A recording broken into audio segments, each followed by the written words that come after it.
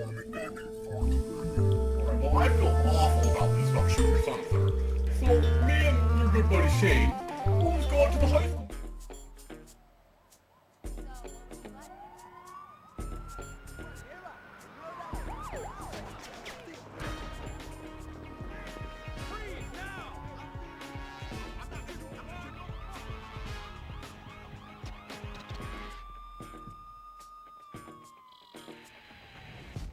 Welcome to Los Santos, the city of celluloid, sin, and cellulite removal.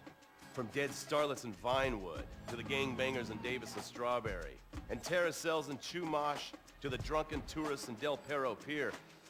It's time to take a look inside this cesspit of destroyed dreams, drug-addled degenerates, and deluded desperados that make up this great city of lights. Hi. I'm decorated FIB agent Stephen Haynes. The FIB, the police department, and the sheriff's office are fighting a war out here every day in a city where dreams too often become wet with tears. The Los Santos docks. This is where it all begins. The second largest port in the world. The great orifice of American capitalism. Stuff coming in, garbage going out. And hidden in over 2 million containers a day, God only knows where. The cartels pay off some low-level schlub, and suddenly you've got military-grade weapons, badly cut crystal meth, and grade A yayo from Mexico flooding our streets. And once it hits the hood, it's anarchy, with a side of murder hold to fries. Or maybe the Chinese are slipping some of our high-security weapons systems in with the recycling, and we're giving up our national security for nothing? Who knows? Who cares? As long as the financial party continues, we'll just keep picking up the pieces. A word to the wise, kids. Never use PCP. It makes you want to punch cops or run around naked, and not necessarily always in that order. Most of the time, this illicit cargo makes it straight to the gangs. But sometimes an ordinary Joe lets go and loses his shit after a pipe or two of pleasure dust.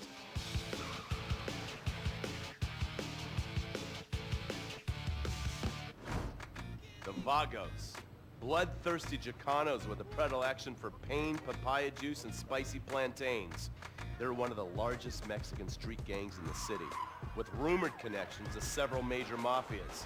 While half the battle out here is fought with guns, the other half is with informants.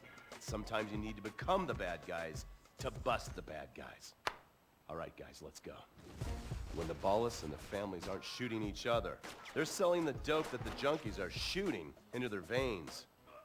The families love sports almost as much as they love banging.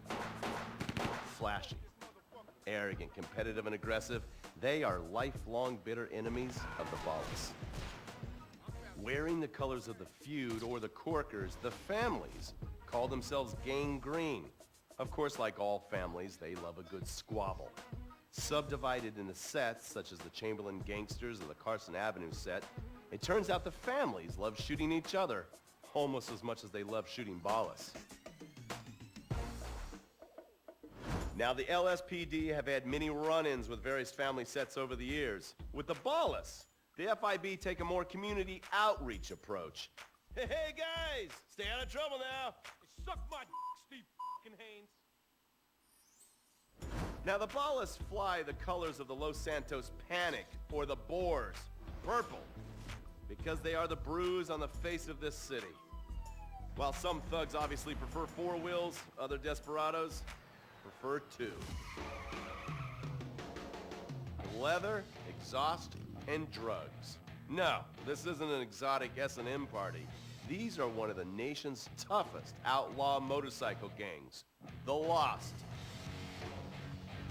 Rumors are they get a new tattoo for every person they stab. And it's definitely okay for your motorcycle mama to show her breasts to your friends. The FIB has been tracking the Lost for years. We've jumped from coast to coast and have spent more time in the Midwest than a tornado spotter.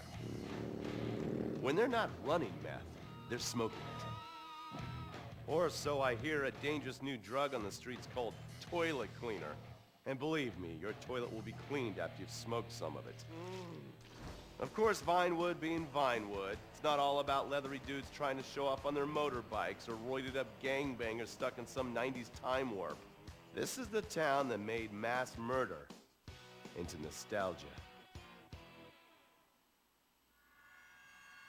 Of course, to become truly popular, your murder has to be both unsolved and gruesome. In a town full of alien spotters, adults dressed as zombies, and entertainers dressed as cartoon characters, it takes something particularly awful to really catch people's attention. The famous, unsolved murder of a Vinewood starlet is one such case. For years, horny nerds have wondered what happened to Leonora Johnson, and if they would have plucked up the courage to speak to her or kill her themselves. It's inspired filmmakers, writers, and copycat killers. Conspiracy theorists have blamed various celebrities, the mayor, the Soviets, short skirts, women's liberation, and hidden aliens embedded amongst us for the murder. But not all crime is premeditated. Maybe drinking's your thing. Look at this drunken buffoon, proving that there doesn't always need to be criminal intent to cause serious criminal damage. Or maybe you're just an overprivileged poppycock, living on daddy's pension and protesting about the unfairness of capitalism. Maybe stock market manipulation is your bag, or loan sharking, double identity theft, assassination, or even worse, swinging. On our next episode, I, Stephen Haynes, will show you the flashier side of crime in Los Santos. Illegal street racing, cocaine, and vice. Yes, speed, snort, and sex. The alliterative threesome that helped hook America on the Underbelly of Paradise.